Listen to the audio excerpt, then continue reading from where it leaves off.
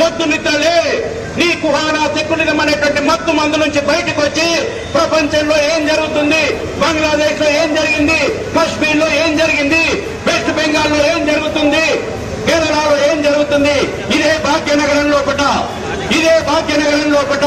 15 నిమిషాలు టైం ఇస్తే హిందువులను ఊచకొత్తగొత్తన్నటువంటి దుర్మార్గులు దౌర్భాగ్యుల వల్ల యథేచ్ఛగా ఆంబోతులు లెక్క జరుగుతూ ఉన్నారు.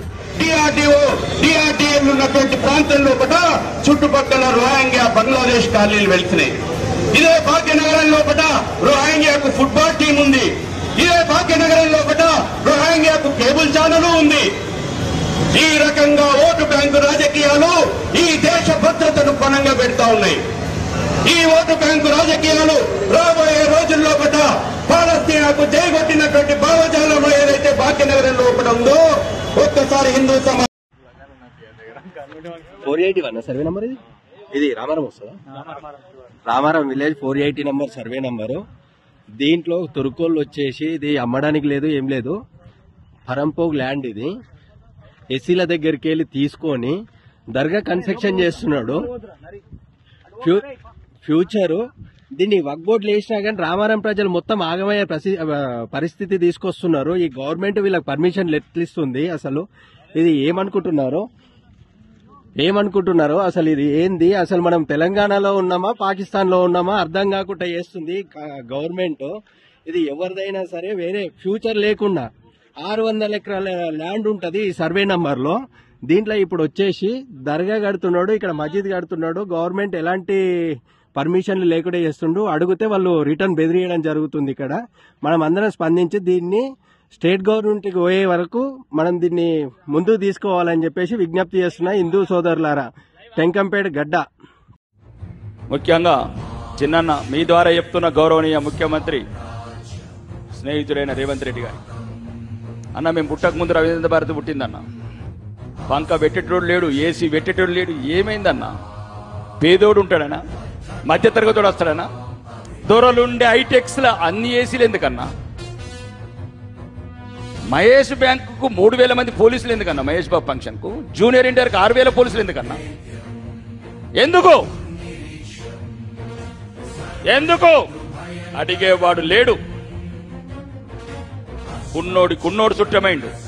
కాబట్టి అన్న మీ ద్వారా గౌరవనీయ ముఖ్యమంత్రి చెప్తున్నా, 100 కోట్లు పెడితే రవీంద్ర భారతి మనం పుట్టక ముందు ఎట్లున్నదో మళ్ళా పుట్టబోయే బిడ్డలకు కూడా ఇది బ్రహ్మాండంగా వెలిగిపోతుంది. ఒక ప్రణాళిక సంఘ చైర్మన్ గా కూడా మీరు దయచేసి ఇది గవర్నమెంట్ దృష్టికి తీసుకెళ్లాలా. ఈ చిన్ని కళలు, చిన్ని సంస్కృతి సాంప్రదాయాలు, ఈ కళలు బతకనన్నా. ఓకాబెట్ పబ్ కల్చర్లు, జొన్నవాడ రేవు ఫంక్షన్లు ఆపుదామన్నా. డబ్బున్న నా కొడుకులను దమ్ము దించుదాం. కాబట్టి చెప్తున్న ప్రభుత్వానికి 1000 కోట్లు 3 లక్షల కోట్ల ఆదాయం రవీంద్ర భారతి రివేరెందుకు కాదు. ఒకటే ఒక కారణం, పేదోడు ఉంటాడు ఇక్కడ, పేద కళాకారుడు వస్తాడు. కానీ దీనికి ఒక చరిత్ర ఉంది. యోధులు పెద్ద కళాకారులు అక్కినేని నాగేశ్వరరావు కావచ్చు, ఎన్టీ రామారావు కావచ్చు, సావిత్రి లాంటి నటులు పాదమీడిన స్టేజ్ ఇది. కాబట్టి దయచేసి ఇది గుర్తుపెట్టుకోండి. తొందరలోనే రాజమౌళి అనుకుంటారా, ఏదో ఒక మౌలి అనుకుంటారా, గ్రాఫిక్స్ గీయండి, ఇంటీరియర్ గీయండి. శాత కాకపోతే నాకు చెప్పండి, అరగంటలో కూర్చుంటా, ఫినిష్ 1 మంత్ లోపల. కళలని బతికిద్దాం, సాంప్రదాయాలు బతికిద్దాం, సంస్కృతికి బతికిద్దామన్నా. జొన్నవాడ ఫామ్ హౌస్లను ఆపుదామన్నా, ఇక రేవు పార్టీలు ఆపుదామన్నా, పేద బిడ్డలని డ్రగ్స్ ఇంజక్షన్ ఇచ్చి ఆపుదామన్నా. అన్న ఎమ్మెల్యే గారు రాకేష్ రెడ్డి గారు చాలా విషయాలు కూడా ఈరోజు చెప్పడం జరిగింది. అంటే వాస్తవంగా ఉన్నాయి కొన్ని సమస్యలు, కాదనలేదు. ఈరోజు రవీంద్ర భారతి ఒకనాడు చాలా గొప్పగా ఒక వెలుగు వెలిగినటువంటి ఒక కళాక్షేత్రం అనేటువంటి మాట కూడా నేను మనం చేస్తున్నాను. ఇలాంటి ఇంపార్టెంట్ ఈవెంట్స్ జరిగినా, ఇంపార్టెంట్ ఫంక్షన్ జరిగినా ఈ రవీంద్ర భారతే వేదికగా ఉండేది. కానీ ఈరోజు కొంచెం కళ తప్పింది. దానికి కారణం ఏం కాదు, గత ప్రభుత్వం. మేము దయించి అర్థం చేసుకోవాలని కోరుతా ఉన్నాను నేను. ఈరోజు మన రాకేష్ రెడ్డి అన్న చెప్పినాడు, అయ్యా ఒక 100 కోట్లు పెట్టి రవీంద్ర భారతి మళ్ళా పూర్వ వైభవం వస్తుందన్నాడు. నేను తప్పకుండా ముఖ్యమంత్రి గారి దృష్టికి నేను తీసుకెళ్తాననేటువంటి మాట నేను మనం చేస్తూ ఉన్నాను. తప్పకుండా ఈ రవీంద్ర భారతిని, ఎందుకంటే ఇంత నడిబొడ్డున పట్టణం నడిబొడ్డున ఉండేటువంటి కళాక్షేత్రం ఇదే. ఒకనాడు చాలా గొప్పగా ఉండేది. నేను కూడా ఎన్నో కార్యక్రమాల్లో పాల్గొన్నా. కానీ ఈ 10 సంవత్సరాల్లో దీన్ని పూర్తిగా మర్చిపోయినారు.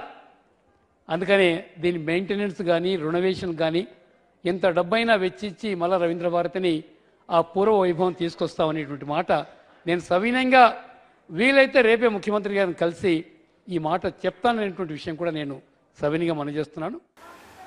ఓం నమ శివాయ. శుభ సోమవారం. అందరికీ జై శ్రీరామ్. మన హిందువుల బతుకులు ఎట్లా మారుతున్నాయంటే అసలు అనుకోకుండా ఎక్కడెక్కడనో ఏమేమో అవుతున్నాయి అన్నమాట. ఇప్పుడు గద్వాల ఊరు బయట ఒక 2 కిలోమీటర్ల దూరంలో ఒక టెంపుల్లో మన స్వాములందరూ మాలలు వేసుకున్న వాళ్ళు అక్కడ ఉండి ఆ పూజలు, ఆ ఆరతిలు, ఆ భజనలు, స్వామి పాటలు పాడుకుంటా వాళ్ళ పూజలు వాడు చేసుకుంటుంటే ఈ పోలీసోడు అంట ఒకడు ఏదో అక్బరో తిక్బరో ఏదో పేరుంది అంది. అయితే ఆ టెంపుల్ దగ్గరికి వెళ్ళి వాళ్ళ పూజలు అవన్నీ ఆపిండనమాట.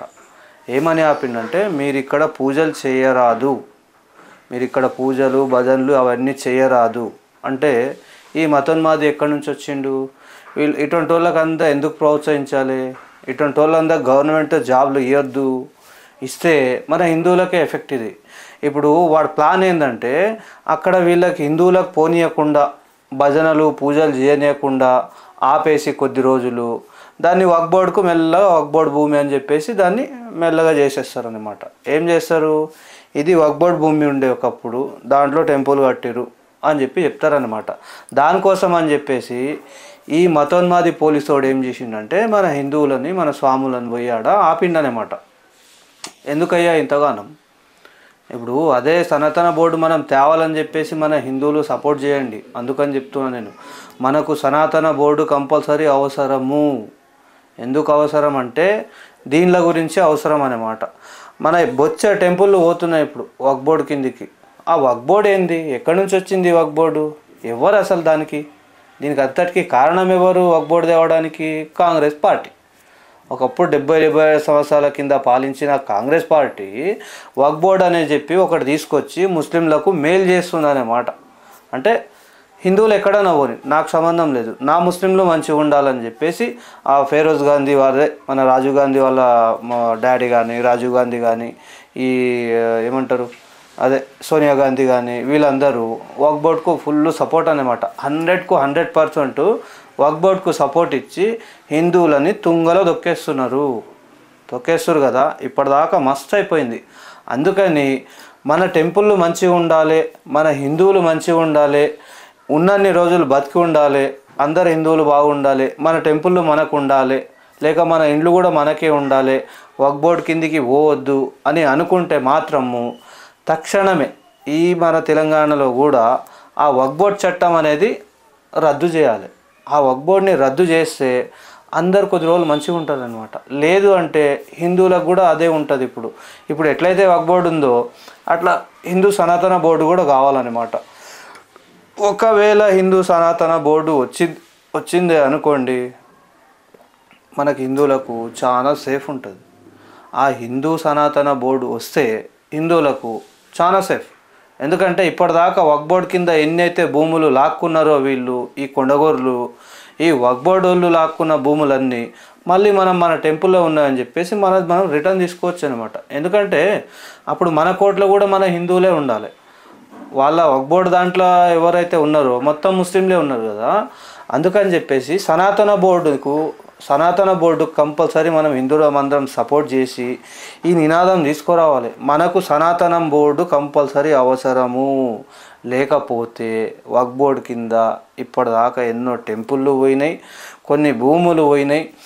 మొన్ననే మన ఎన్నో ఎకరాల భూమి, మన మల్కాజ్గిరి దిక్కు ఎన్నో ఎకరాల భూమి, చౌటుప్పల్ దిక్కు ఎన్నో వందల ఎకరాల భూములు కూడా ఇల్లు లాక్కుంటున్నారనమాట. ఒక జెండా పెడతారు, 2 రాళ్ళు పెట్టి దాని మధ్యలో జెండా పెడతారు, అయిపోయింది స్వాహా. అదేమై 2 రోజుల తర్వాత వస్తాడు ఒకడు వచ్చి ఇది వక్ఫ్ బోర్డు భూమి ఉంది, ఇది అమ్మడానికి వీల్లేదు, ఎవరు కొనడానికి వీల్లేదు అని చెప్తారనమాట. అట్లా చేసుకోవద్దని అనుకుంటే మన హిందువులు వక్ఫ్ బోర్డు ఇవన్నీ రద్దు చేయాలి, సనాతన బోర్డు కావాలని చెప్పేసి ఎంతమంది డిమాండ్ చేస్తారు? అందరూ కూడా చేయాలి. తప్పని పరిస్థితి ఇది. ఎందుకంటే సనాతన బోర్డు మన సనాతన హిందూ బోర్డు లేకపోతే మన గుళ్ళన్నీ నాశనం అయిపోతాయి, మన హిందువుల ఇళ్ళు నాశనం అయిపోతాయి, వీళ్ళు మన హిందువులు ఎంతమంది ఎంత సంపాదించుకున్నారో అన్నీ స్వాహా చేస్తారు. అందుకని చెప్పేసి మనది మనం సనాతన బోర్డు చేసుకోవాలి. హిందూ బంధువులారా దయచేసి అందరూ కూడా గుర్తుంచుకోండి. ఈ సనాతన బోర్డు కావాలని చెప్పేసి ప్రతి ఒక్కరు, ప్రతి హిందువుల ఇండ్ల నుంచి ఒకరొకరు వచ్చి దీనికోసం డిమాండ్ చేసుకోవాలి. సనాతన బోర్డు జరిపించుకొని తీరాలి మనం. లేకపోతే మాత్రం ముందరికి చాలా ఎఫెక్ట్ ఉంది. ఇప్పుడు మీకు ఎన్నెన్ని గుళ్ళు ఉన్నాయో నేను చెప్తా. ఎక్కడెక్కడ ఏ ఏ గుళ్ళు కూడా వక్ఫ్ బోర్డు కిందికి వచ్చినాయో మొన్న కూడా మన